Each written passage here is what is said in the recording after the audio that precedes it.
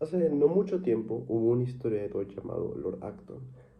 Es un historiador que, bueno, el punto de su historia no es algo que importe mucho, pero el punto es que le preguntaron que si qué corrompía al hombre. Y él hablaba de que era el poder, que el poder corrompía y que el poder absoluto corrompía absolutamente. Pero hay que hacer hincapié en algo muy importante. Creo yo que es lo más importante en este aspecto de decidir qué puede corromper al ser humano. Viendo la historia y viendo ni siquiera la historia, podemos estar viendo ejemplos de nosotros mismos en nuestra vida cotidiana. Nos podemos dar cuenta que en general no es culpa del poder corromper. ¿Por qué? Porque muchos de nosotros y de todos los seres humanos que andamos alrededor, caminando por este mundo, no tenemos realmente poder, pero aún así la corrupción siempre está. Sin importar el hecho de con quién ejerzamos corrupción o quién esté con nosotros.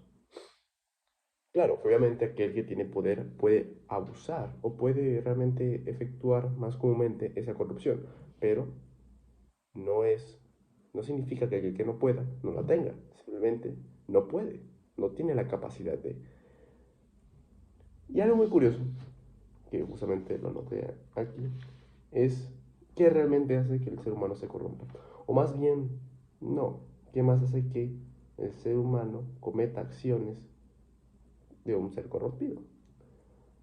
Podemos hablar de una idea o una característica de un ser humano que es aquel que hace que el ser humano se corrompa.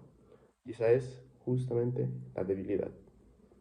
Pero ¿a qué nos referimos con que es una debilidad exactamente? Porque pues, es subjetivo, ¿no? Decir débil no podría saber qué es algo que es débil. Un hombre débil, mujer débil. Entonces, ¿qué es el concepto de debilidad?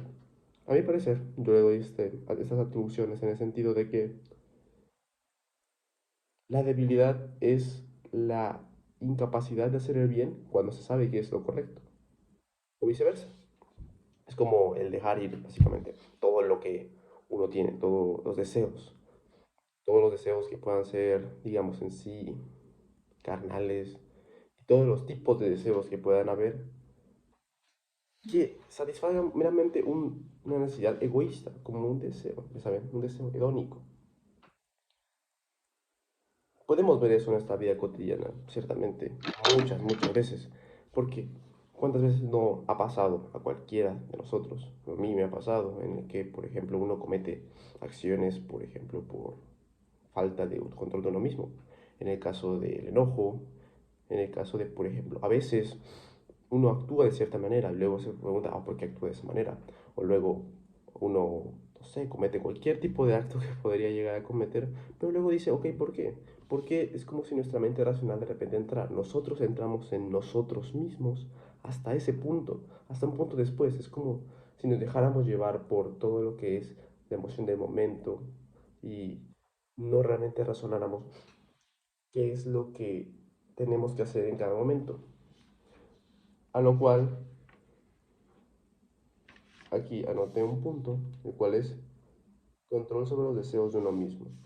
En cuanto a este punto, me refiero a que cómo el no controlar los deseos de uno mismo pueden llevar a cualquier tipo de mala acción, incluso contra nosotros mismos. Por ejemplo, puede ser la gula. En este caso, la gula ciertamente daña mucho a las personas, pero es un acto de debilidad. En sí, todo acto de debilidad daña de alguna manera u otra, ya sea indirecta o directamente, a una persona. En este caso es directamente. Alguien come mucho, alguien que es muy goloso, no, pero alguien que posee mucha gula, mucho deseo de comer, va a tener más tendencia a, por ejemplo, engordar y tener problemas. Así como pero es un caso muy extremo. Es un caso que es también muy común, pero es muy extremo. Muchas veces la debilidad no te afecta de una forma tan extrema, pero sí te trae consecuencias bastante difíciles. Y ahora, o sea, ¿cómo entra todo esto? O sea, ¿cómo uno puede luchar contra este concepto de debilidad, este concepto que nosotros formamos? Y eso es mediante la disciplina, mediante el autocontrol.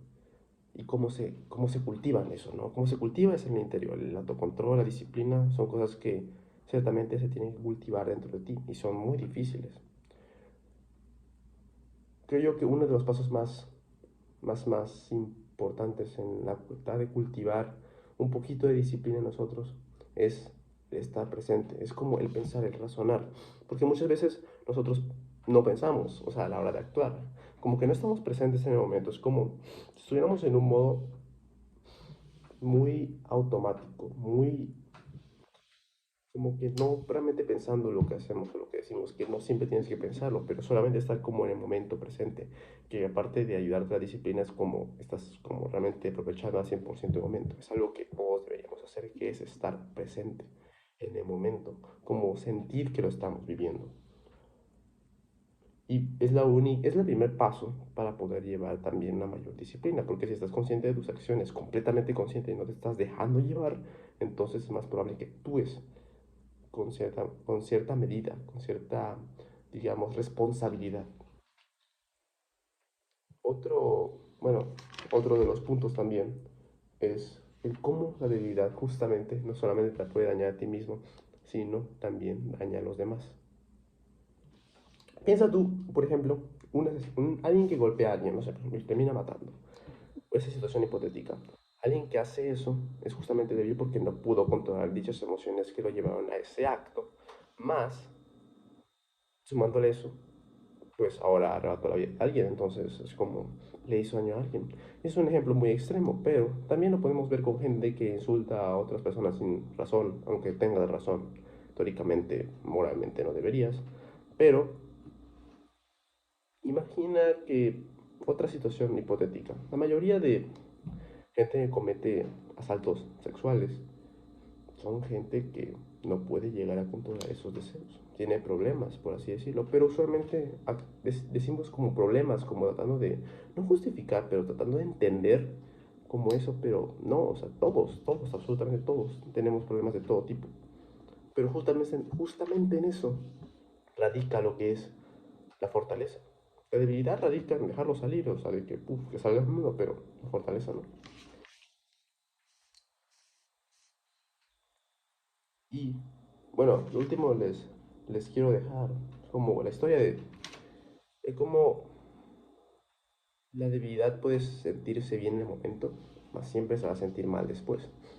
Imagínense, por ejemplo, Sócrates cuando se iba a morir, pudo haber perfectamente haber rechazado cualquier tipo de defensa sobre lo que él creía a cambio de vivir.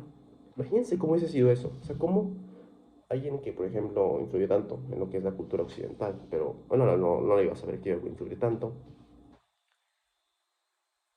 que pudiese haber vivido el resto de su vida sabiendo que no le fue fiel a sus principios, que todas las personas que él siguió, que le siguieron, estaban decepcionadas de él, que todo el mundo, bueno, todo el mundo que lo conocía, simplemente ya no lo veía como el hombre que solía ser, como el hombre sabio, incluso fuerte, porque fue las bases de todas las ideas, todas las corrientes helenísticas. Entonces, ¿cómo hubiese sido la vida de alguien así? O sea, es una pregunta bastante fuerte. ¿Cómo sigues viviendo así? O sea, si ese tipo de personas no se perdonaron a sí mismas ser débiles, no te tienes que perdonarlo a ti tampoco. Piensa cómo viviré, cómo me sentiría yo acerca de mí mismo si no hago lo que tengo que hacer, si no actúo de cierta manera. ¿Cómo sería tu vida si tú exactamente hicieras lo que tienes que hacer todo el tiempo? Ponte a pensar eso.